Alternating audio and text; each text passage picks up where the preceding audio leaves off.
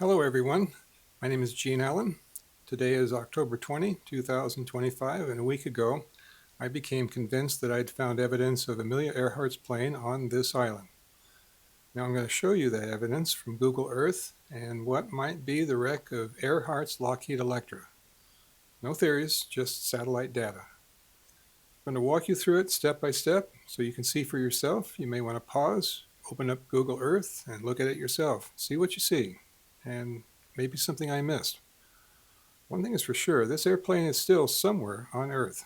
And before you go looking elsewhere, you should check this out. By the way, this picture is from the Visit Kiribati Facebook page for tourist information. I'll leave a link below, but emphasize this is not an island you can come visit as a tourist. I'm going to switch now to the same view in Google Earth. So here we are in Google Earth. First, a little background. I have no affiliation with any organization. I'm an independent citizen researcher with Google Earth, just like you maybe. I'm not selling anything, I'm not plugging a book, and I have no dog in the Earhart game. I'm a retired pilot. In my youth, I flew an airplane like this, the Beechcraft D-18, very similar to an Electra, but smaller. And the last 25 years of my career, I flew aircraft like this one, a Gulfstream, to 85 countries. The reason I mention that is because you need to think like a pilot to understand how I came to find what I have found. We'll recap. 88 years ago, Earhart flew in July of 1937. She was headed for an island named Howland, didn't find it, and was never heard from again. She has long been thought to have diverted to this island instead. A group named Tiger, TIGHAR.org, has found considerable evidence that she was here, but to date, no proof. And that's what we're still looking for, is proof. In 1937, this was called Gardner. It was uninhabited, soon to be a colony of the British. It's now called Nikumaroro. Since 1977, it's part of a newly formed country called Kiribati, not Kiribati. It's part of the Phoenix Island Protected Area, so it's not a tourist island. You need a permit to come here from Kiribati, and that's the easy part, because this is very, very remote. You have to come here by boat. It's 1,800 miles from Hawaii, or 900 miles if you come from Fiji, or 600 miles if you come from Samoa. And there's nowhere to anchor because all this water beyond the reef, just very, very deep. It immediately goes down to thousands of feet. So you're going to need a good boat and a big budget and a permit. This island's been searched and searched. The Navy flew by in a search aircraft a few days after her disappearance. They spent maybe 10 or 15 minutes circling the island and didn't find anything. The Tiger organization has had numerous expeditions since 1989. They've found some things, some very interesting things. Last but not least, Robert Ballard, famous for finding the Titanic. He came in 2019 with sponsorship of National Geographic. Let me show you around some things here before we go further. This reef area in this general area has long been thought, for good reason, by the Tiger organization. That's where she landed. The reef is dry and flat at low tide, and but it has quite a bit of water at higher tides. Presumably, that's why Ballard came. They thought she landed on the reef, and eventually the plane got washed over the reef into this deep water. So Ballard was looking somewhere along this part of the island to hopefully find the Electra, which he didn't. And one last mention here. The year after Earhart disappeared over in this part of the island, the British formed a colony to farm coconuts. They had islanders there from the Gilbert Islands, and some years later, during the war years, Navy flyers who visited this island, the Gilbertese had artifacts of an airplane, and they said there was an airplane crash somewhere on the island, but a war was going on and nobody followed up. I didn't start out looking for the airplane. I was doing research on the navigational aspects of the flight and a timeline of events. My timeline has them arriving too late for a landing on the reef. The tide would have risen too much. And I got to thinking to myself, you know, if there's any water at all in that reef, how do you know how deep it is? Whether it's 4 inches or 12 inches or more, that clear Pacific water is very difficult to judge the depth of. And it's also, how do you know what's under the water? Is it smooth? I mean, reefs are not normally smooth. So it got me thinking, I need to look around for another place to land. You know, I'm a pilot. Where would I land? So let's look around and see. You know, let's check out the island, see what we find inviting. So just checking the windward side. The windward side is normally the more rugged side of an island. It's the side where the wind and the waves do their work. But boy, I'm a girl from Kansas. I'm going for the beach, you know. That's guaranteed life to live another day. And landing an Electra on a beach would be no big deal, especially for Amelia Earhart. Pilots of those days landed on dirt all the time, not necessarily beaches, but she wouldn't have hesitated to try for the beach. That's guaranteed success. This area here has what's called the 7th site. The Tiger has found various pieces of evidence in, and the Gilbertese found bones in the 1940s, and they shipped them off to Fiji for examination, and they took measurements. They resemble Earhart's, but the bones were lost, so we don't know. The end of the island here during World War II was a Loran station run by the United States government. And here we come to the leeward side of the island, and okay, this looks good. I see a long, 2 miles at least of sandy beach. Now, Earhart would have been even closer than this, but I want you to see the whole picture. So yeah, this is my spot. I'm going to land. This is where I'm going to land. And I'm just, for lack of a better reason, I'm just going to land in the middle. Well, take the middle. Looks maybe a little wider there.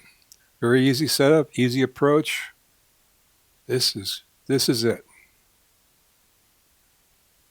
Then I started looking around, you know, poking around the neighborhood here. Here's what I found. The first thing I found. What's this object? I see straight lines and a right angle. Well, that is not natural. And maybe same thing here.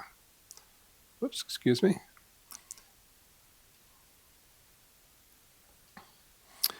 And is that a wheel? That's what I thought at first. I don't think so now. It's in the wrong place, and I think that's just dirt and a shadow that creates the illusion of a wheel. I think this is something going on here. Haven't figured out about this. I think it's torn debris of some kind. But look, I looked at this for several days, and sometimes I saw things and sometimes I didn't. It takes a long time to get used to this, but what's this oval shape right here? Could that be an engine cowl? If you measure it with the Google measuring tool, it's the right dimension. And this shiny area here, a little shinier than the rest of the train, almost like a light flare from the sun. The sun's high and to the right in this picture. And look here, what's this blurry shape coming out? It comes out and curves down. Is that a propeller? A bent propeller? Okay. Well, now I'm interested. So I've checked out this area over here. There are interesting shapes over there. Nothing I can pinpoint, but I've looked at everything, all 2 miles of the beach here. And eventually I started finding more things up in this area. Like this. What is that? What's this shape here? That looks like the shape of a wing. And I see something elliptical like a wingtip, and then it gets lost behind the vegetation. And this was confusing at first until I realized that's probably a bird.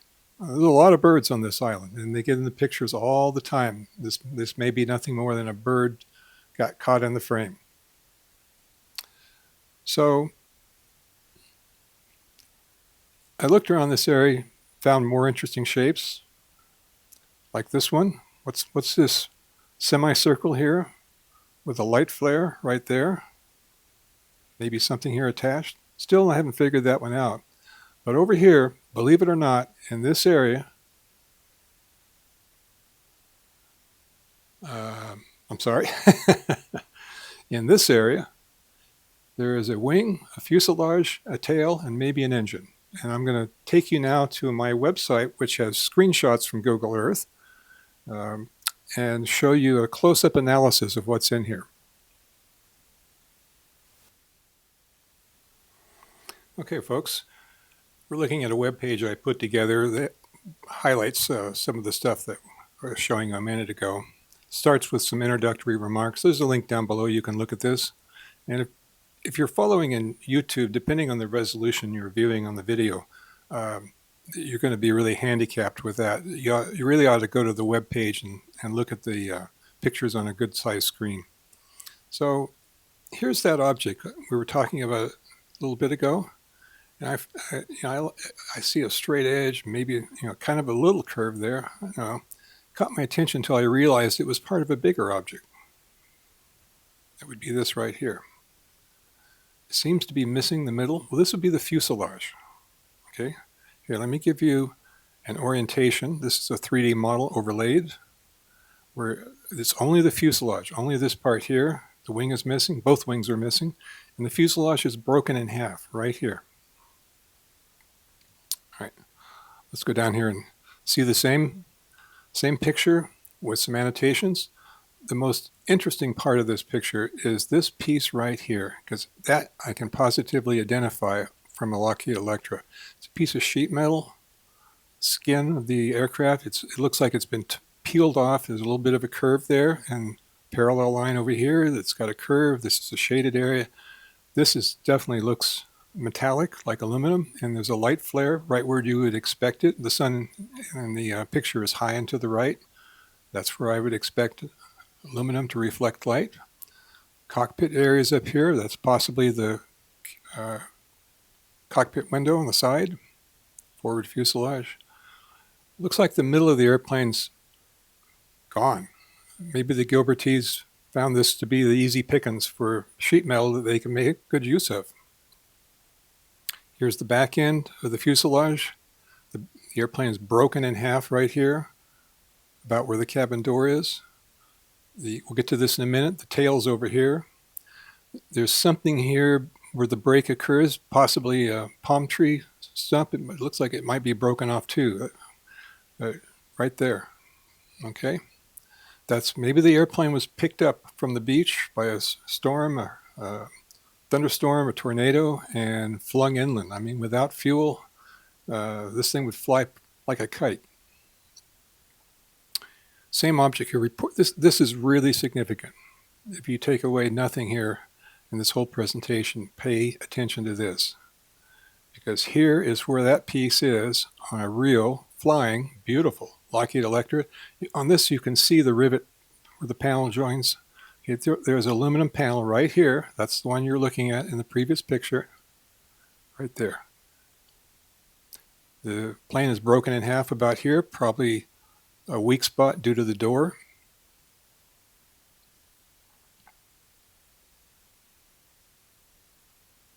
What do you think? Could that be the fuselage?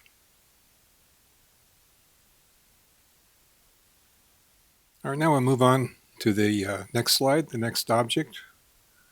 I want to focus on this area here where you see this bright area. At first I thought, well, must be sand. You see a lot of light terrain here. I think it's sand or some type of light soil. You also see some other things over here like this. Didn't look natural. I see a line, a right angle, a lot of parallel lines. I don't really know what that is. I can't pinpoint it, but there are other objects in this area similar that I'm not pointing out yet. This area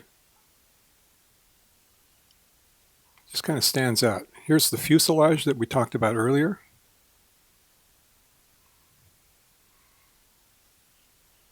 Okay. So there's kind of an oval shape right there, and 12 feet over, there's another half round oval, half of an oval. Okay. Let's get zoomed in all the way. There's one oval, and there's the half oval. And maybe even a faint line where the rudder hinge joint would be.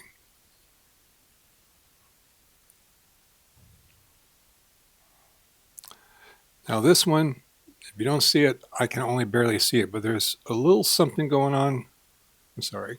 Now I missed it there. It's so faint. A little something going on right there, and maybe a shadow underneath. That would be this extension of the horizontal stabilizer, casting a shadow below it. I know. That's super hard to see. Even now as I make this video, I have to look hard to see what I'm talking about. Sometimes you get confused by things. This appears to be, I finally figured out this is a palm tree. See? Palm tree, fronds, trunk. This will help you visualize what you're looking at. This is a 3D model that's been overlaid to give you a feel for the angles of everything you're seeing. Most of it's blown out. The fuselage section here is blown out. So is most of this area, which would be reflecting sunlight very brightly. But you can see where those two round objects are, you can just see the overexposure. Go back and take another look.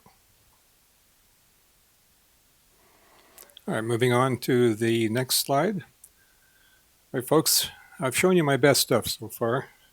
What follows is even iffier, and I acknowledge that. I probably wouldn't have focused on this one except that it's so close to the fuselage. Here's that first item I showed you over here, the fuselage. Right over here is a wing-shaped object right there. Broken off wing, there's where it attaches to the fuselage. Okay, let me give you some help here. On Google Earth, this distance measures 21 feet, which is the approximate length of a Lockheed Electra wing. You have an elliptical shape here for the wingtip. Follows here. Something going on here. This would be the flap area. So maybe the flaps are missing or turned up or down or something. If the flaps are visible, the wing is probably upside down. And then you have something irregular here that would be where the engine used to attach, which is no longer attached. It's casting, whatever this is, seems to have a shadow under it, so it's not completely flat on the ground, probably laying on something. This one took a while to get. There's a shadow line there right where the aileron should be. That's where the aileron being right in here, the hinge joint, and this is the gap. If the aileron were deflected up or down, you would see a little more here. Okay, let me give you a 3D overlay showing approximately what you're seeing and the angle you're seeing it. The engine is missing.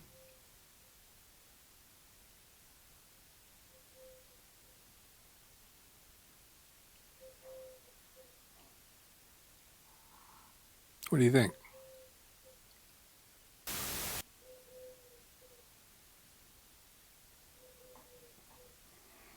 All right, moving on to the next object. Are you still with me? I know. Okay, this object is perhaps an engine. And even now as I look at this, I have to stop and ask myself, where is it? Okay, let me help you out here. There's an oval shape here. The reason I found this, and I probably wouldn't have included it if it weren't laying right next to the wing. Here's the wing that I just showed you the slide before. Okay, and I thought, well, gosh, the wings doesn't have an engine on it. Maybe the engine's nearby. Well, maybe it is. Maybe it's right in front of the wing. There's an oval that it measures the right diameter. And interestingly, there's something radiating out of it here that's got a light flare. Perhaps a propeller, huh? You think? Another bent propeller. This is not the previous engine we looked at. Okay, maybe a propeller. Okay, I don't have a 3D model to show you that one. Okay, like I said, I wouldn't have included this one if it weren't in such close proximity to what looked like a wing.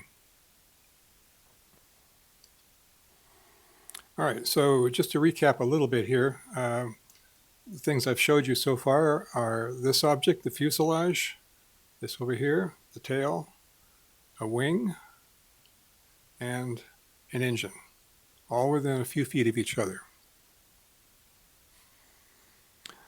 All right, next object on the web page. You've already seen this in the previous Google Earth tour. It's actually the first object I found because it really just stands out so much. And I've talked about it a little bit, so I won't talk about it a lot more, but I see a oval shape here that measures the right diameter for a Lockheed Electra engine.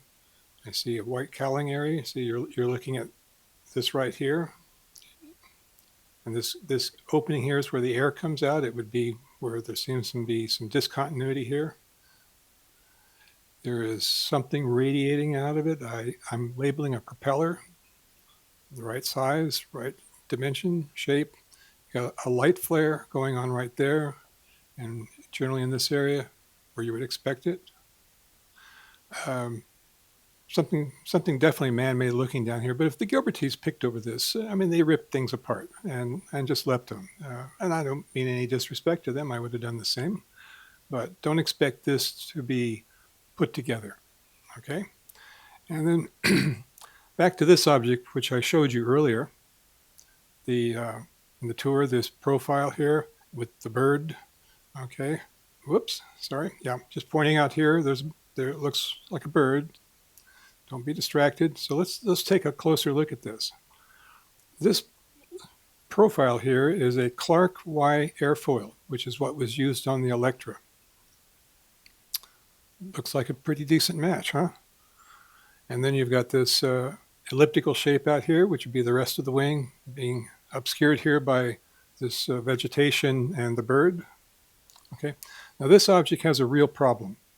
And I'll tell you what that is. If you measure this distance here using the Google Earth tool, it is way, way, way too big. And I don't have an explanation. I'm sorry.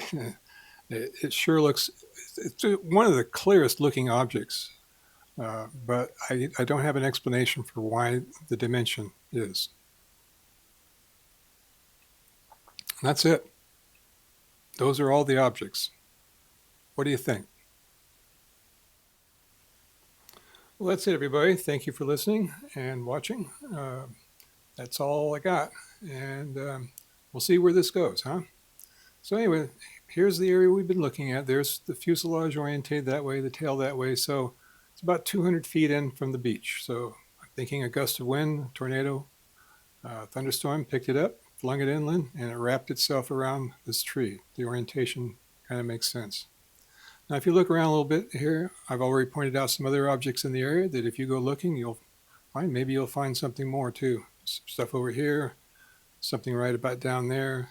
There's a shiny object right there. I'm sure there's more to be found.